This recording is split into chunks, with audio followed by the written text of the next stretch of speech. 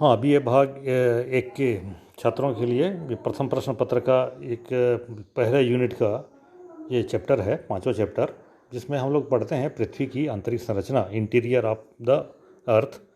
तो पृथ्वी की आंतरिक संरचना को समझना बड़ा कठिन है। उसका कारण ये है कि पृथ्वी के अंतरतम में क्या स्थित है, इसको हम लोग स्पष्ट नहीं देख सकते।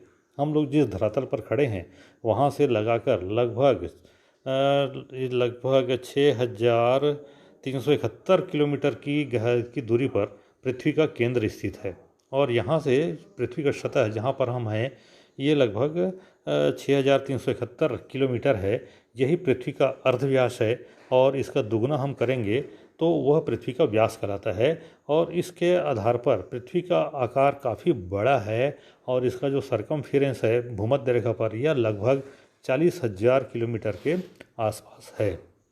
तो पृथ्वी के जिस ज़मीन पर हम लोग खड़े हैं उसके ठीक नीचे क्या है इसके बारे में हमें ज़्यादा जानकारी नहीं है।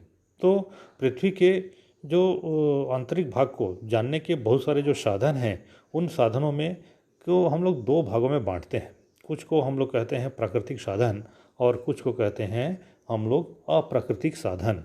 तो प्राकृतिक साधन के अंतर्गत रखा जाता है ज्वालामुखी और भूकंप को। ज्वालामुखी और भूकंप एक आकस्मिक घटनाएं हैं जो पृथ्वी पर घटित होती रहती हैं। ज्वालामुखी क्रिया के बारे में आपने सुना जरूर होगा या विभिन्न समाचार माध्यमों के माध्यम से कहीं पर जागृत ज्वालामुखी को देखा भी होगा। तो वो पृथ्वी के सतह पर का वह क्षेत्र जहाँ से तरल मैग्मा लावा काफ़ी तेज़ी से बाहर निकलता है उसको हम लोग कहते हैं ज्वालामुखी। इन ज्वालामुखी से निकलने वाला पदार्थ बहुत ज़्यादा गर्म होता है। इसके आधार पर यह अनुमान लगाया जाता है कि पृथ्वी का जो आंतरिक भाग होगा वह काफ़ी गर्म होगा और वहाँ पर जो सैलें होंगी वो सैलें एक पिघले हुए अवस्था में होंगी। जैसा कि इस चित्र में हम देख रहे हैं कि पृथ्वी का अंदर का भाग यहाँ पर लिखा है आयरन सॉलिड मतलब ठोस, उसके बाद है आयरन लिक्विड, उसके बाद है राख, फिर ऊपर राख जिसको हम भूपर्वती कहते हैं।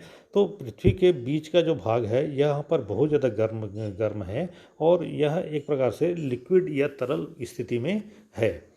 ऐसा बहुत सारे विद्वान ऐसा मानते हैं। पृथ्वी में गहराई में बढ़ने के साथ साथ तापमान भी बढ़ता जाता है। ज्वालामुखी से निकलने वाले बहुत ज़्यादा उष्ण और गर्म पदार्थ हमको इस बात की ओर इशारा करते हैं कि पृथ्वी का आंतरिक भूभाग या पृथ्वी का आंतरिक भूगर्भ काफ़ी गर्म है और इतनी गर्मी और दबाव के कारण यहाँ पर जो विद्यमान पदार्थ हैं वे यहाँ पर पिघली हुई अवस्था में विद्यमान हैं। और इसके साथ ही कुछ अप्राकृतिक साधन के बारे में हम लोग जानें जिसके आधार पर पृथ्वी के आंतरिक संरचना के बारे में अध्ययन किया जाता है। उसमें एक प्रमुख है घनत्व है और है दबाव है, तापमान है। तो घनत्व, दबाव और तापमान ये कुछ अन्य अप्राकृतिक साधन हैं और इनके आधार पर भी पृथ्वी के आंतरिक संरचना को जानने का प्रयास किया जाता है।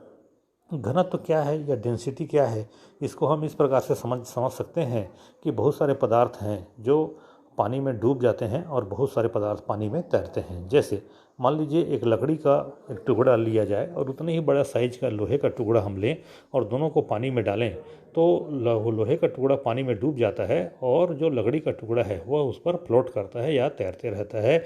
तो इसका कारण क्या है? तो इसका कारण है घनत्व में अंतर। जो पदार्थ जल की तुलना में ज़्यादा भारी होंगे वे जल में डूब जाएंगे और जो पदार्थ जल की तुलना में हल्के होंगे या कम भारी होंगे वह जल पे तैरते रहेंगे। इस प्रकार जल में जो पदार्थ डूब जाता है उसका घनत्व अधिक होगा और जो पदार्थ जल में तैरते रहता है उसका घनत्व कम होगा।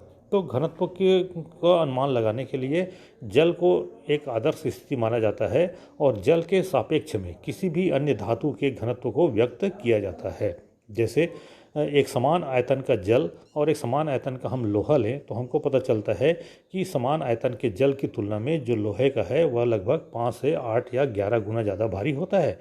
इसका मतलब ये हुआ कि लोहे के घनत्व 5, 8 या 11 हो सकता है।